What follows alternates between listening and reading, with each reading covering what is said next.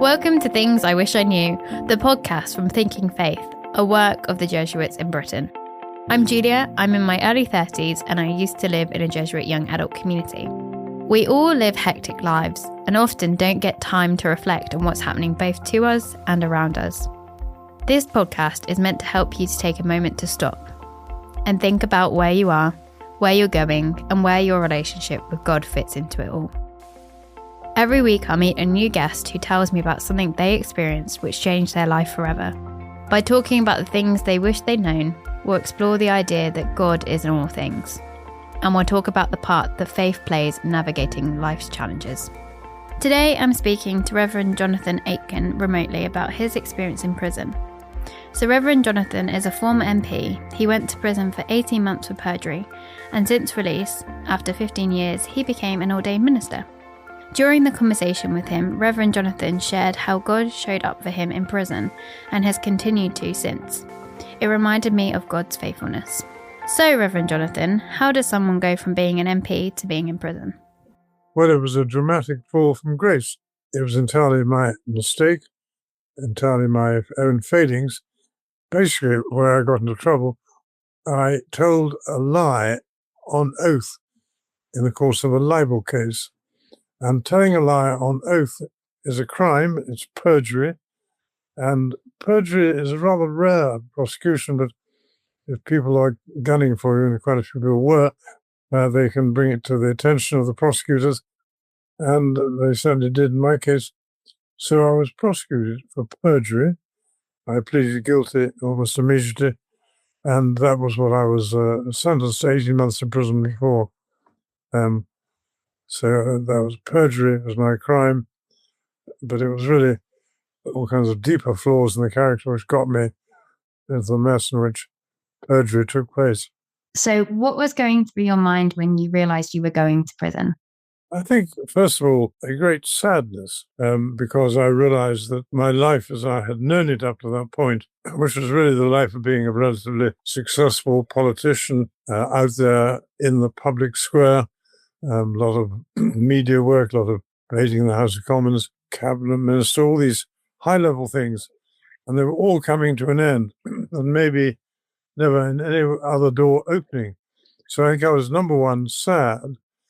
Sad is probably an underestimated word, shattered, but more like it. But I quite quickly, in a sense, got over the feeling of extreme sadness and depression. But life was going to change. Obviously, the first change was I going to go lose my freedom and go to prison. The second and most unlikely change is that after I came out of prison, I took a new career move and went to the only place in the country which had worse food than a prison, more uncomfortable beds than a prison.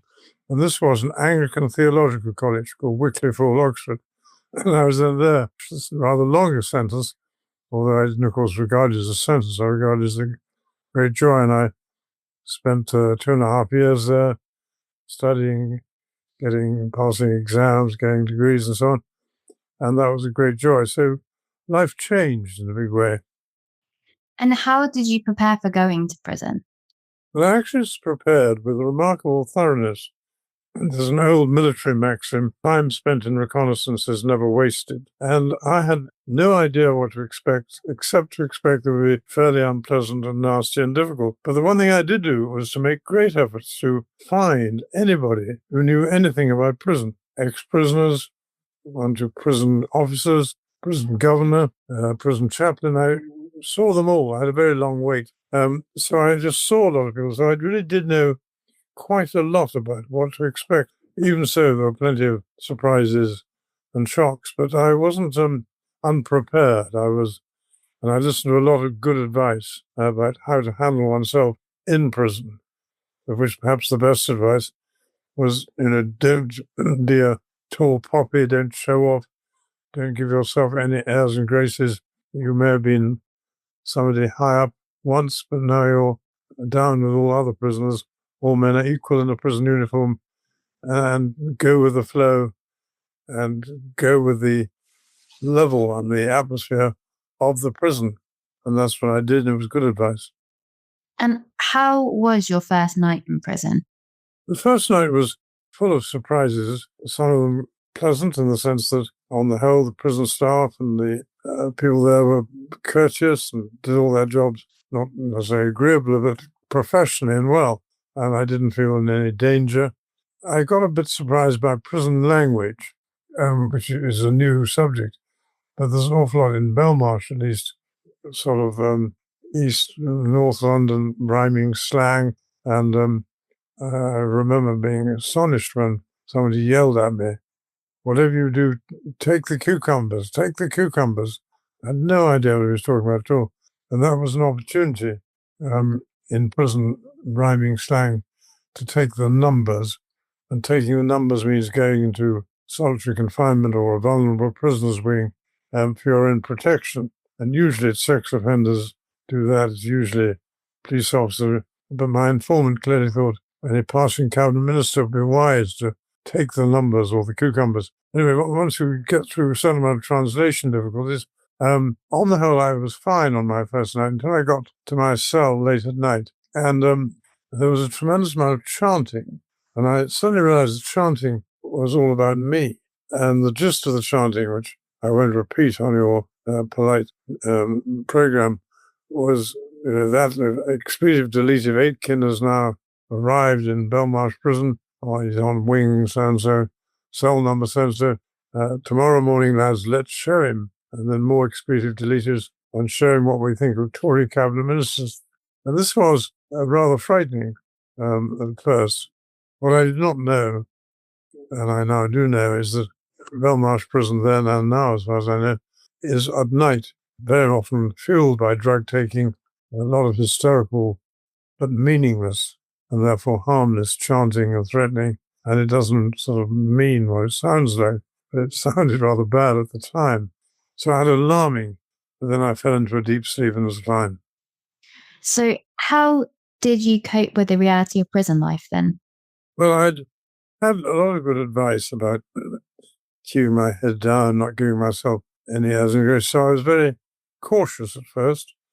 But I had a bit of luck quite early on when a young prisoner came up to me and said in a conspiratorial whisper, "Hey, I've got a problem. I can't read this letter I've had from my brief, from the lawyer. Could you read it to me?" And I read it to him. And unfortunately, it was a notice to quit, really, a notice of eviction. He had to get out of his flat, and it was a very big blow to him. But he then said, "What should I do?" as I read it. And as it happens, considering he was asking quite a technical question, he couldn't have come to a better source of advice, considering we were both in Belmarsh prison, because I had been doing eviction cases for years and years as a backbench MP. So I told him the tricks of the trade, you might call them, and he was incredibly grateful. And then he felt, I said, all you have to do is just say these things in a letter back to the council, and they will not, I think, press for your eviction. And his face then fell, and he said, "I've got another problem. I don't do no reading nor no writing neither." And then he said, "Could you write the letter for me?" So I said, "Sure." So I wrote him a letter of appeal saying why he should not be evicted. And he then did something rather strange at the same time. Instead of the expected things like putting the letter that I'd just written for him in his pocket or putting it in the letterbox, instead he turned himself into an 18th century town crier, and holding the letter aloft, he went down the wing, shouting at the top of his voice, "Hey guys, this MP geezer of ours, he's got fantastic joined-up writing." And so this tribute to my graphological skills fell on the ear of a pretty receptive audience, because lots of people in prison have inadequate literacy skills. So when it became known that a fellow prisoner would be willing to read letters or write letters for them, I had a queue which formed every night outside my cell door, people wanting help with correspondence. And actually that did me good. Instead of being the enemy, Tory cabinet minister, "Oh, he's not a bad geezer, help me with my letters," and so on.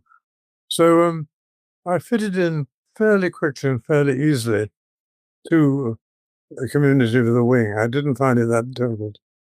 And what role did faith play during your time behind bars? A very strong role, and it grew while I was behind bars. I think before getting into trouble with perjury, I had been a half Christian, which I now know is about as useful as being half pregnant. But at the time, I thought it was fine just to go to church every so often and then perhaps break all the rules after coming out of the church. But while in prison, I had some very good spiritual mentors, chaplains, friends from outside, and above all, a prayer group, which was started by a friend of mine, an Irishman called Patrick Doyle.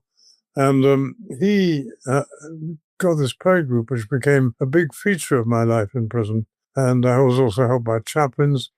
So while in prison, my prayer life deepened and my faith grew. I'll always be grateful for that. And can you tell us about the prison prayer group and what that mean to you?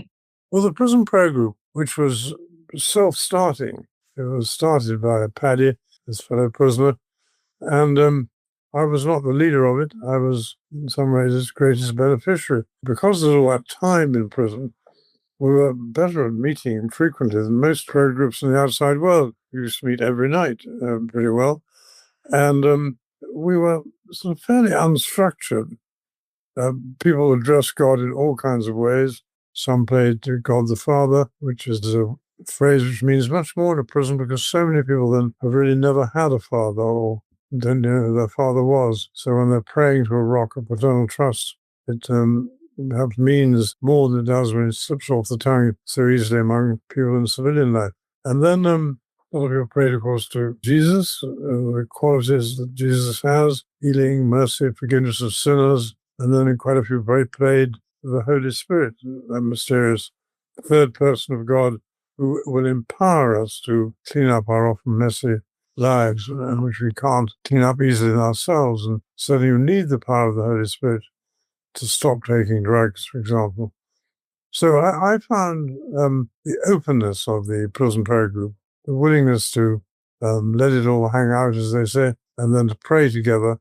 It was pretty powerful stuff. It's very interesting what you said about when we have that idea of God the Father, that for some people that is really easy to relate to, and for others that makes it more difficult depending on their own relationship with their father. I found that like just in conversations I've had with people. But what did you learn about God in prison? I think the biggest thing I learned was the power of prayer. First of all, monks long for centuries said that cells are good places to pray, and monks live in cells, prisoners live in cells. And that confined space on its walls has, I think, a power of its own because you are feeling of being alone with God. And I think the stillness and the silence of cell life is very conducive to prayer. Secondly, it's also conducive to prayer discipline. I used to find difficulty in having a disciplined day in prison because there's so much time just wasted. But if you were to set your clock, you say, I will pray at 8 o'clock in the morning, I'll pray again at 6:30 in the evening or whatever it is, and you have a sort of schedule, and then you go through various kinds of prayers. A familiar one, which I use in many moves, is called the ACTS formula, ACTS, adoration, confession, thanksgiving, supplication. And I personally filled notebooks with prayer requests and prayer thanks and so on. So having been a very busy person all my life, suddenly in prison I was not a busy person at all. I got lots of time on my hands. Prison life and still guides my prayer life to this day. It's really interesting to say that because like when prisons were first set up, the idea was that they were there for people to have penance. So I was just thinking about how it's been nearly 30 years since you were in prison and how different the prison system is now to then. Do you think there's still a place in prison now for people to find God there? Yes, there is. Definitely. And people do. I'm a prison chaplain now, so I hope I help people to find God. What's more difficult, I think, is that the overcrowding has gone up, and therefore everything connected with what should be the peace and calm of a spiritual life is just more difficult. But that said, we still have prayer groups, we still have Bible study groups, we have chaplains who go all over the prison, as I do, often one-on-one sessions with prisoners in prayer.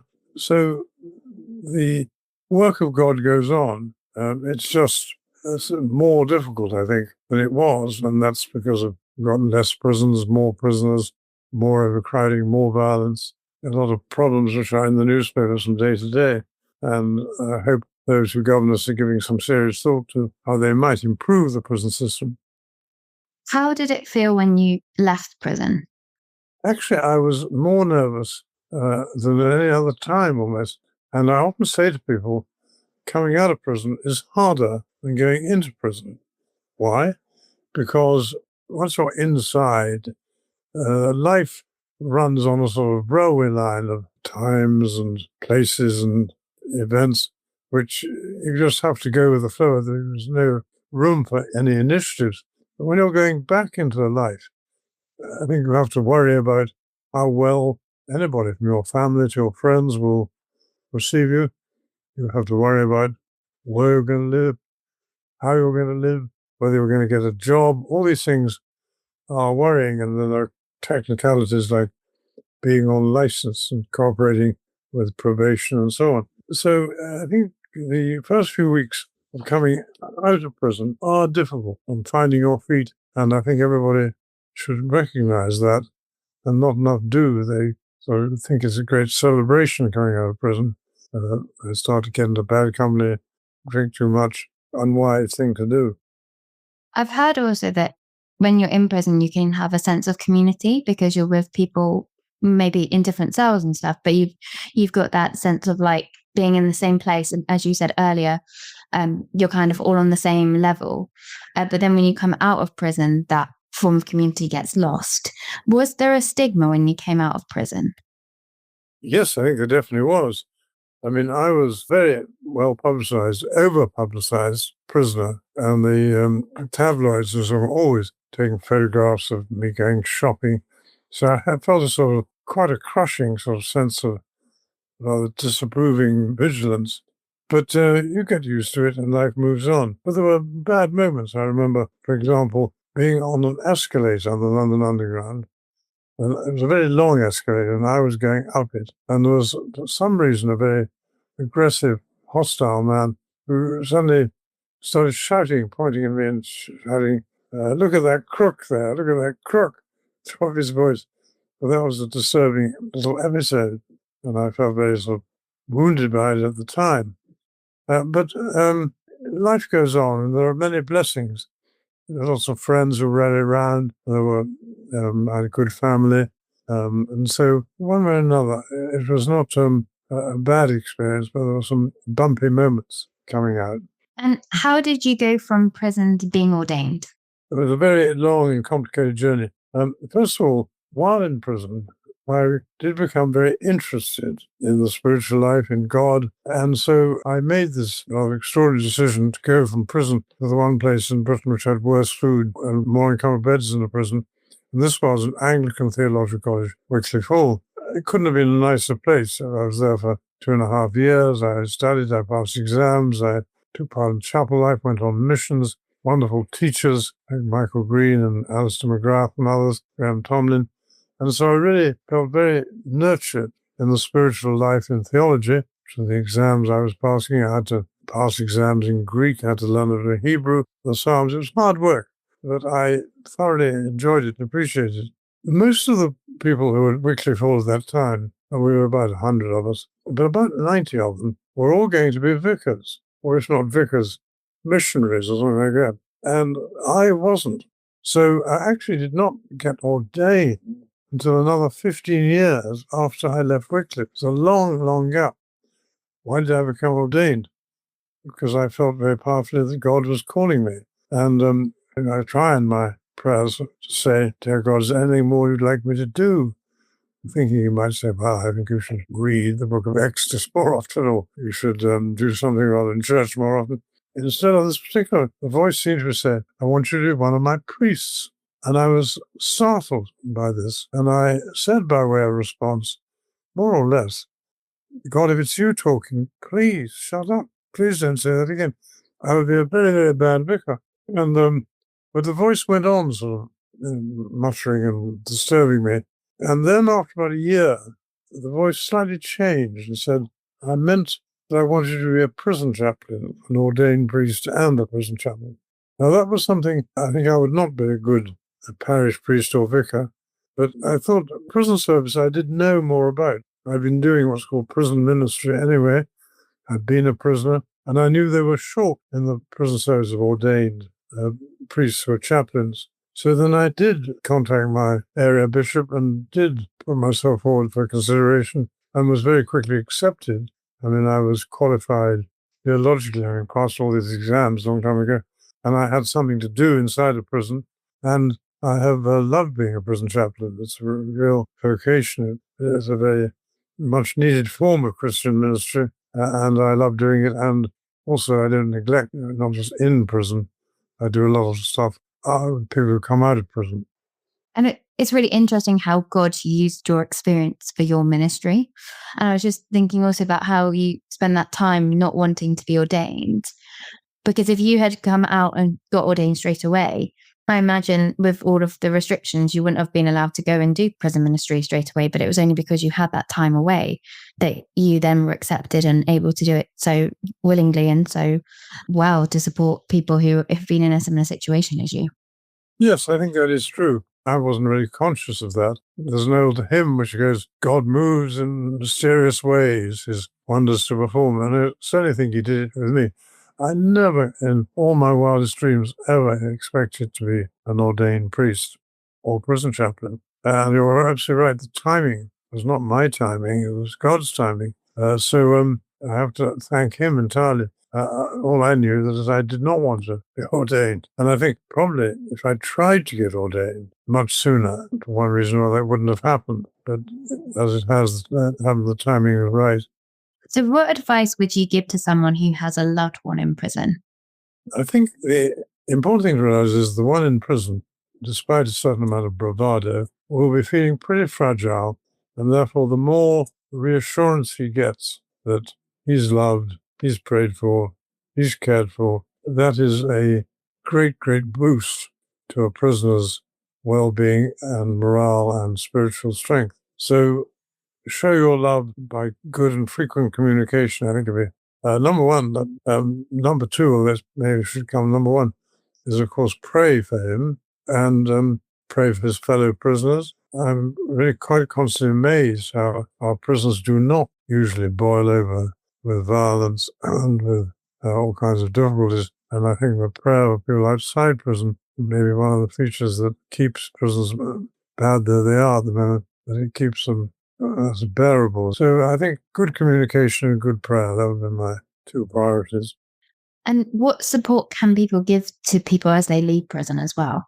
Well, one of the greatest weaknesses of our entire system is that, on the whole, there isn't much support available. Many a prisoner just reaches his release date and is almost sort of bums out on the street with a very modest travel grant. I think it's of the order of £48. And a rail ticket home. Anyone willing to help, any organization, there are some very good ones, which meets at the gate. It's a rather specialized ministry. Also, I think prisoners, when they come out of jail, they are emotionally quite wobbly, and they're also emotionally a bit volatile. I think a special kind of person who understands that prisoners need just to calm down and get slowly back to normal. And word of kindness and a cup of tea can go a very long way to restoring a prisoner's morale. And of course, if employers, jobs for prisoners are difficult to come by, and yet more and more employers are finding that ex-prisoners do make good employees, very often very loyal, very hardworking. But this is a neglected field. Post-release care, it's a big area of darkness in our system at the moment. Yeah, I was just thinking about that too, especially like if you're coming out of prison, and as I said earlier, you've had that sense of community and you might have found your faith or you might have gained your faith. Then you're coming out of prison and you might not know where to turn or where to go to and get that support. Have you got any advice for people in terms of that, if they're coming out of prison, how churches can be more welcoming? I think churches all should think about having a prisoner rehabilitation ministry. And they're often pretty reluctant to do that. And they worry that maybe the prisoner will behave badly. They worry maybe these prisoners will be sex offenders. In fact, they're almost always very carefully monitored and watched. So I think that it's a big contrast with American churches. Almost every American church has a dimension of prisoner support. Very few do in the UK. There are some, but I think just quietly saying, any prisoner who comes out of prison would be welcome here. They just blend away in the congregation. They didn't get special attention. But it's a bit of a gap in the church welcoming system. We welcome almost everybody, but there are not many churches which have welcomed ex-prisoners in their DNA. And it's literally what Jesus said to do, right? In Matthew, he said about visiting those in prison. She is a rather frightening passage called The Sheep and the Goats. He said very clearly, where were you when I was in prison? Did you visit me? No, was the answer. And so he encouraged, and Jesus, whose disciples were often prisoners, and he himself was, on the night of the crucifixion, he was a prisoner too. There's no doubt that he had a feeling of rapport to prisoners. What do you wish you knew about God, grace, and humility before all of this happened? Well, I'd heard many a sermon and read many a book about grace, but of course you don't practically experience grace until you receive it. And the wonderful thing about grace is that it's almost a word with a stoop in it. Jesus is sort of stooping down to save, in Newton's great words, a wretch like me. And his grace is limitless, his grace is overwhelmingly generous. So I wish I'd known more about God's grace. On humility, I think it was singularly lacking in my life. If you're a successful person, or think of yourself as a successful person, humility is not high on your list of qualities. And arrogance very often is rather high, and pride is rather high. So I'm not sure I really knew much about the subject of humility, let alone practicing it. So I think that's one of the things I hope I've learned as the years have rolled by. So what are you grateful for? My gratitude list would last for the next hour if I was to run through it. But I think if I just carry it down to two words, I would say knowing and loving God. As a bit of one of the letters to Peter, when Peter says, to your faith add goodness, to goodness knowledge, and knowing God, understanding the boundless spread of God's grace and God's goodness and God's love. I'd like to get that across to more and more people. And I myself would be a huge beneficiary. I think you interviewed me 30 years ago when I was in the cabinet or something. I might not have been as contented, as fulfilled. I hope I'm a bit more humble as well. But God's grace has been bountiful to me and can be bountiful to anybody. So I think I'm grateful for God's love and God's grace.